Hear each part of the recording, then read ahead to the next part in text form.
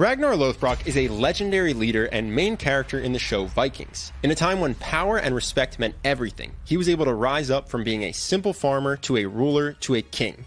In this video, we'll break down 5 different ways Ragnar was able to command respect from everyone around him. You don't have to do them all, so you can pick the ones that you think fit you best and apply them to command respect like Ragnar. Ragnar!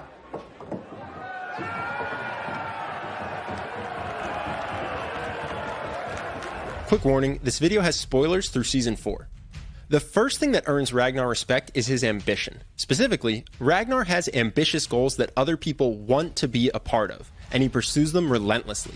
For example, when invading Paris, Ragnar comes up with a crazy plan to carry boats up a cliff to surprise the enemy. No Viking has ever tried this before. Notice in this clip how even rival kings praise him for this, specifically because it's such an ambitious plan. Ragnar Lothbrok, you're insane. Because this is beautiful. It's beautiful. We're honored to be here with you. Doing the impossible. Most people fear failure. To protect their ego, they set small goals. Or they talk a lot about having big goals, but do nothing to pursue them. If you want to stand out from the crowd and quickly earn respect from the people around you, then come up with an ambitious goal and start working to make it a reality. Ragnar does, and because of this, even his enemies respect him. You respect Ragnar Lothbrok? Why not? He is what I used to be.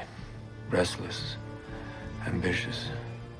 That's the power of pursuing ambitious dreams that other people want to be a part of. If you succeed, it shows you're capable of something few others are. And whether you succeed or not, it shows you have the confidence to bet on yourself. If you feel like you don't have the resources to pursue your dreams, then you're in good company.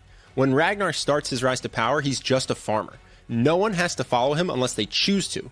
So when he suggests that men come with him to sail west to England, which no Viking has ever done, they aren't exactly jumping at the opportunity. We have to remember, though, that Earl Haraldsson has ordered us to sail east. He could kill us for disobeying his orders. Many people here would focus on themselves and emphasize how important their dream was to them. Instead, Ragnar speaks in you and we. Watch how he emphasizes that his goal will help everyone he's speaking to achieve their greatest desires. We can offer you a chance to shine in battle and impress the gods, and to bring back such plunder that you have never seen before. If you want people to follow your lead, then explain to them how following you helps them achieve their goals. By taking the verbal focus off of yourself, you end up getting more respect and more of what you want. For example, after Ragnar returns home as the first Viking to successfully raid England, he immediately wants to go back. But his ruler feels threatened by his success and doesn't want him to go. So watch how he gets what he wants. It must be true that there are many more such holy places in England and other lands to the west, likewise filled with such treasure. And to sail there would benefit us all. You can see this in our world today. Many people right now hate the uber wealthy, and yet billionaire Elon Musk is incredibly respected. Why? While most billionaires are associated with greed, Elon has the same first 2 traits as Ragnar, giant ambitious dreams that he positions as good for all of mankind. One of the few times in Vikings when someone disrespects Ragnar's wishes is his own wife. She stays with him after he cheats, but leaves after he talks to her like this. This woman is carrying my child. I must take care of her. When we lost our unborn son, it broke my heart. I had failed, and I will not fail again. I cannot turn this woman away. He focused this speech completely on himself, and she left him the very next day. If instead he had focused on her pain or her desires, he might have saved their marriage. So in your own life, whether you want to get respect from your bosses, coworkers, friends, or family, it's important to speak in we. Instead of talking about what you want, talk about how following you will get people what they want. Now everyone is a team, and you just happen to be the leader they're following. The third thing Ragnar does that commands respect from everyone around him is project calm in the face of conflict. For instance, watch how he reacts when enemy soldiers threateningly approach his men during a dinner negotiation.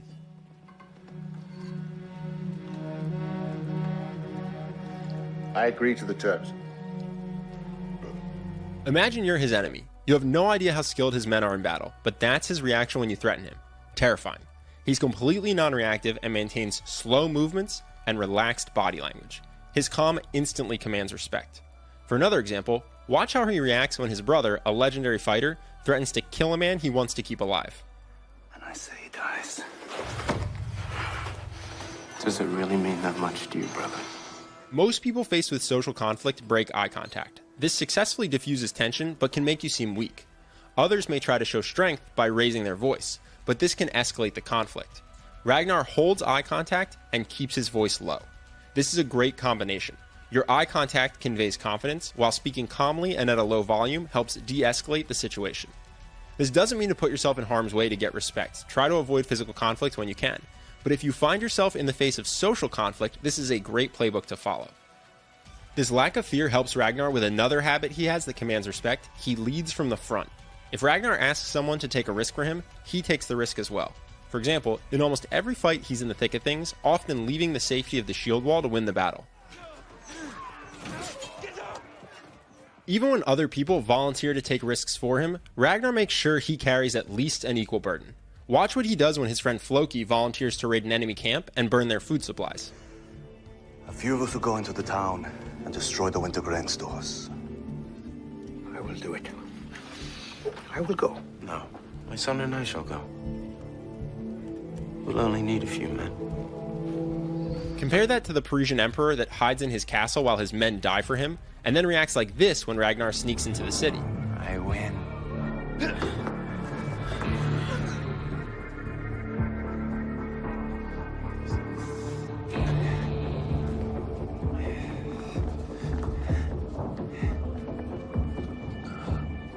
You could forgive him for his initial shock, but he stays there the entire battle, never getting up to help his men. They have violated our city. What is there to say?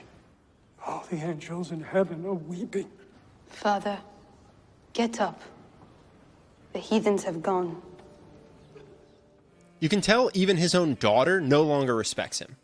If you've ever had a boss that expects you to work long hours while he does nothing, you know how repulsive that can be. But if you have a boss who works those long hours with you, suddenly you're a team and you respect him for it. This applies even amongst friends. If you ask a friend to help you move and you make sure to do at least as much work as them, they'll be happy to help you. But if you ask a friend for help and then you slack off, they'll resent you for it. But Ragnar is not just a hardened warrior. The respect people have for him comes from his courage, but also from his compassion. Ragnar sees through other people's eyes. When making a decision involving someone else, he puts himself in that person's shoes. For example, listen to how the crowd initially reacts to this old man's request. But I also have a favor to ask, Lord. What is this favor? That the next time you go raiding, you take me with you. They laugh at him, but Ragnar does not. He gives the old man a chance to explain himself. All the friends and companions of my youth are dead, and feasting and drinking with the Aesir in the halls of the gods. I beg you, Lord, gift me the chance to die with honor in battle and join my friends in Valhalla. He's an old man and might be a liability in battle. No one there would object if Ragnar rejected him. But watch the reaction when Ragnar gives him his wish. This summer, we shall have more ships to go west, for that is our future. When we return to England, let's take him with us. All in favor? Making a decision that carries risks for you but helps someone else is a great way to quickly get respect from the people around you. Ragnar's wife takes this to the next level by applying it even to her enemies. My Lady Lagertha, I hope you can find it in your heart to speak to the wife of the late Earl. Of course. Please, sit down and join us. Wait. Earl Haraldson tried to kill my father. I know. And if he had succeeded, I would be standing where Siggy's standing now. It was fairly common in Vikings for a cycle of murder and revenge to occur between families. By treating Siggy as if she was herself, Lagertha instead earns a friend and ally. In your own life, you probably follow the golden rule well with people you like and are close to. But the most respect is gained when you're in a position of power over strangers, competition, or people you don't like. In those moments, ask yourself, even though this person is not someone I'm close to, what would I want them to do if our positions were reversed? When other people see you do that, they'll immediately respect you more.